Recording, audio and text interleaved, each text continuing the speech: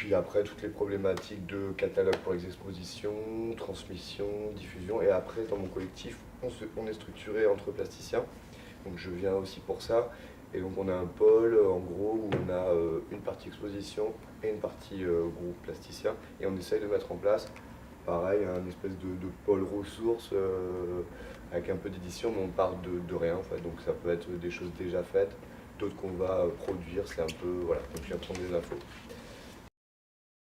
Bonjour. Alors, nous, c'est pour l'atelier édité. Donc, j'avais invité, donc, les invités étaient Jérôme Dupeyrat, David Coste, artiste plasticien, Jérôme Dupeyrat, historien de l'art et éditeur, Quentin Jouret, qui est aussi artiste plasticien, mais qui est aussi éditeur, et Valérie Cudel, qui était là pour plusieurs casquettes, en fait, à la fois pour les nouveaux commanditaires, pour son travail d'éditeur, principalement avec Capture, et puis pour son travail précédemment à Art 3 dans un centre d'art. Donc l'idée était de réunir tous ces gens pour montrer qu'il y a, alors pour Quentin, Jérôme Dupeyrat et David Coste, c'était aussi la volonté de montrer une dynamique régionale qui quelquefois peut se mettre en place autour d'une édition et qui facilite du coup la fabrication du livre, puisqu'il y a une proximité de territoire qui fait que du coup on est très très réactif. Enfin, pour notre équipe c'était le cas, voilà. Et pour l'exemple que je citerai tout à l'heure. Donc toutes ces interventions ont permis donc de situer l'édition dans un certain cadre et plutôt autour du livre. Le livre était vraiment au cœur du projet parce que évidemment il y a toutes sortes d'autres formes d'édition. D'ailleurs Gilles Couder l'a abordé par le biais du DVD, du film, de la réalisation dans le groupe. Mais en revanche, voilà, on a surtout travaillé sur cette idée d'édition livre. Moi aussi, je vais lire parce que sinon, je ne vais pas m'en sortir. On a fait aussi un tour de table. Je trouvais qu'il était intéressant parce que la forme d'atelier, moi, me tenait à cœur. Et il était important, en fait, de faire en sorte que chacun puisse parler de ses attentes, ce qu'il voulait, que chacun puisse parler de ce qu'il attendait de cet atelier, puisqu'il fallait trouver des solutions, bien sûr. Évidemment. Puisque l'idée, c'est qu'en fin de séance, on ait des solutions. Bon, bien évidemment, il n'y en aura pas, hein, mais voilà. Donc, le tour de table a montré qu'il y avait des attentes de chacun. Il y avait beaucoup de charges. J'ai senti une charge émotionnelle assez intense. Des grands questionnements autour de l'édition, beaucoup d'investissements personnels, beaucoup de passion autour du livre, passion qui est liée aussi à cet attrait du livre qu'on a souvent lié. Alors moi, j'avais commencé la séance en disant que c'était lié à l'enfance, que cet attrait du livre est lié à l'enfance et qu'il y avait un intérêt fort pour le livre parce que c'est une possibilité de découvrir les œuvres dans le cadre dans le milieu, en milieu rural, par exemple, on a très très peu de possibilités de découvrir des œuvres en vrai, et l'idée du livre était aussi une façon de pouvoir les découvrir. Donc ça a été aussi très important pour entrer dans l'atelier. Voilà. Toutes ces réflexions donc autour du livre ont permis donc de voir qu'il y avait. Enfin, c'était un éventail assez intéressant, une vision panoramique sur l'édition, qui allait de l'édition pour chacun des participants a pu montrer qu'il était intéressé par différentes sortes d'éditions. L'édition plus confidentielle, des livres qui sortent de petites fabriques pour aller vers des ouvrages monographiques, des éditions de films et des éditions de livres d'artistes. Et là, du coup, il a fallu vraiment préciser les mots sur les termes livre d'artiste, ouvrage monographique. Donc, il y a eu toute une discussion autour de ces précisions, autour des mots. Et évidemment, il n'en est rien sorti, enfin, de très comment dirais-je, de très tangible. C'est-à-dire que l'idée est avant tout de faire un livre en fonction de ce qu'attend l'artiste, de l'équipe qui va travailler avec l'artiste. Et le livre se fait en fait en fonction d'une équipe. Mais 3 questions ont été posées pour que l'atelier puisse trouver un rythme. Donc nous avions en question quels sont l'intérêt et les fonctions d'une monographie, d'un catalogue d'exposition, d'un livre, pour l'artiste, pour le lieu d'art ou l'institution, pour l'éditeur, le diffuseur, le lecteur. Donc nous avons donc fait j'ai partagé en 3. Donc pour l'artiste, on peut dire que rien n'est dissocié, que le livre est souvent lié au projet d'exposition, mais pas forcément, que diffuser son travail, candidater à des résidences, à des prix, rentrer dans des galeries, c'est aussi l'objectif du livre pour l'artiste. C'est-à-dire que l'artiste, le livre est le lieu sur lequel il va s'engager et montrer ce qu'il est capable de je suis nulle en micro. Voilà. Et c'est très compliqué pour moi. Je suis désolée. Voilà.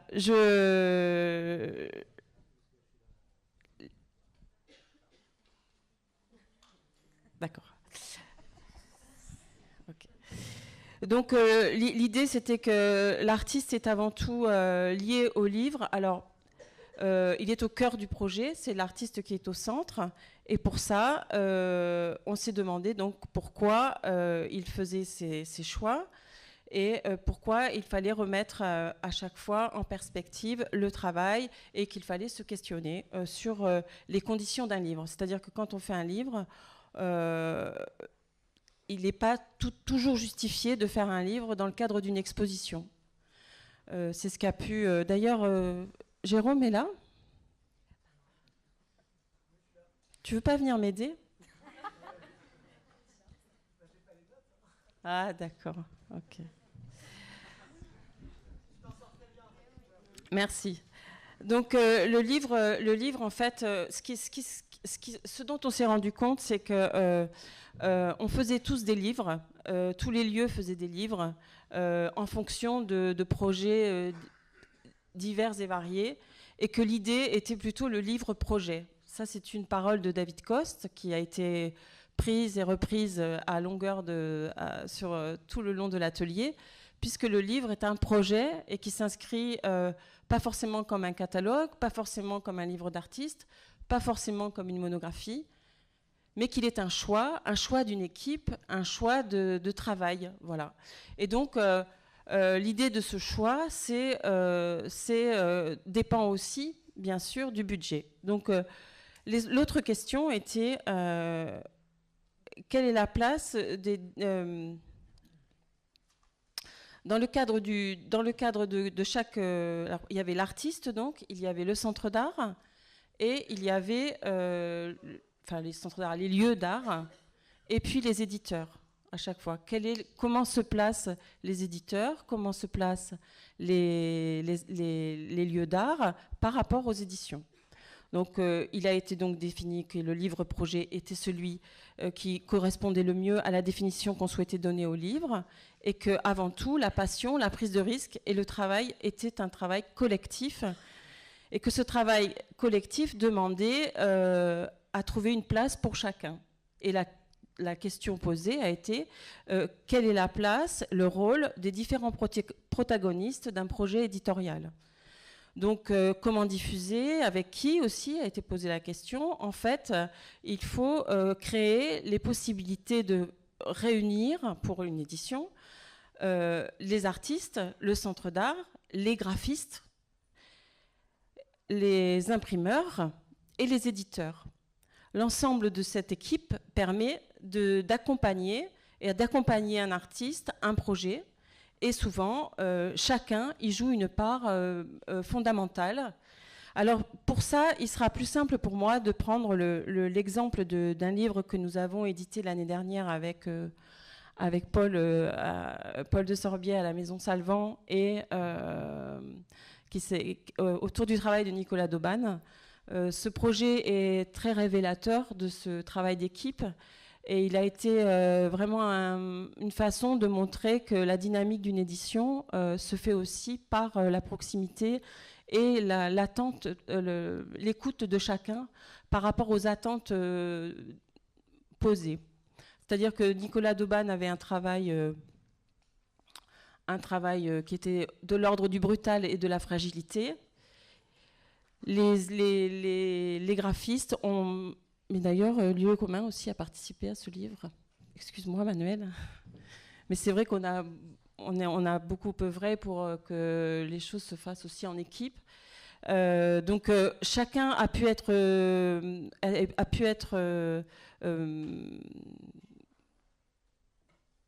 convié à cette pensée, convié parce que le livre, ce qu'il est ressorti aussi de l'atelier, c'est que le livre est une pensée et que sans cette pensée, ça ne peut pas se faire. Alors un livre, c'est une équipe, c'est une pensée, c'est de l'argent.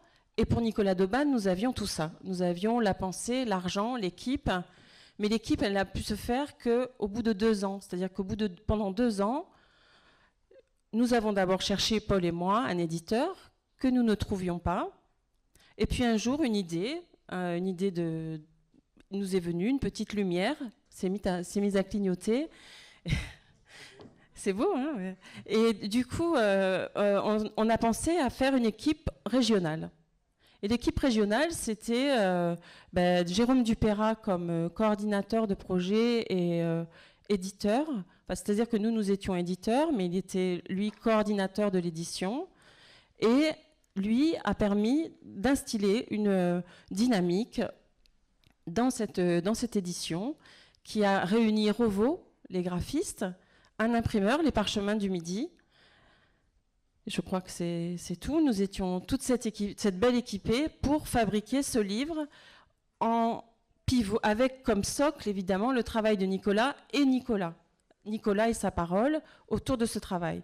Donc ça, cette équipe régionale a été, je pense, quelque chose qui nous a permis vraiment d'avancer sur cette idée qu'un livre pouvait se faire en équipe. C'est pour ça que nous l'avons fait ressortir à l'atelier, parce qu'il était très important de valoriser ce travail d'équipe, car l'artiste est le socle, le centre d'art, les lieux d'art, les musées, etc., sont les personnes qui payent.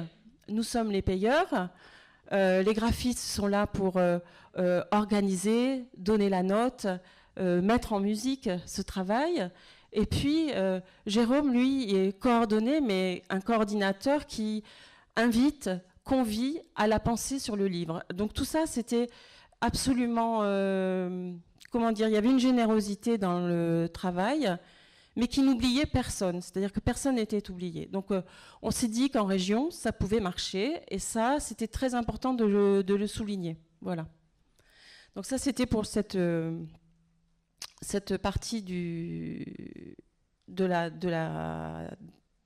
deuxième question, qui était une grande question de notre après-midi. Et puis nous avons... si des gens de l'atelier veulent prendre la parole, parce que je ne dis pas tout, voilà, surtout prenez-la, hein, n'hésitez pas. Voilà. Donc ensuite, il y a eu un travail sur... la question était sur l'économie du livre et la diffusion du livre. Et là, la diffusion, et c'était une grosse attente des participants, la diffusion du livre était un temps où beaucoup de questions se sont posées, notamment de la part de Triangle. Voilà, bonjour. Et donc, qui a eu une expérience un peu difficile avec non, mais c'était très important dans la vision qu'on a eue des choses. C'est-à-dire que tout d'un coup, on s'est mis à parler de diffusion et de la part du diffuseur. Et nous, comment on s'empare de la diffusion des livres? Parce que dans les centres d'art, dans les lieux d'art, la diffusion des livres, c'est quelque chose qui fait que beaucoup d'entre nous constatons que nous avons des caisses remplies de livres qui ne partent pas, qui ne sont pas diffusés. Et que fait-on de ces livres? Et fait-on notre travail, du coup? Quelle est notre façon d'envisager une dynamique de diffusion pour qu'enfin nos livres soient vus? Est-ce que La librairie peut le faire, on ne le sait pas. Est-ce que nous pouvons le faire auprès des publics? C'est très compliqué, on le constate chaque jour. En revanche, peut-être que Gilles Couder a évoqué la possibilité par Internet de diffuser nos livres. Ça, c'est aussi une solution, par le biais de nos sites, de diffuser nos livres. Mais je pense qu'il y a une chose à faire, c'est faire diffuser nos livres de façon collective, en équipe. C'est pour ça que nous demandons à Air de Midi d'imaginer une plateforme de diffusion pour nos éditions en région.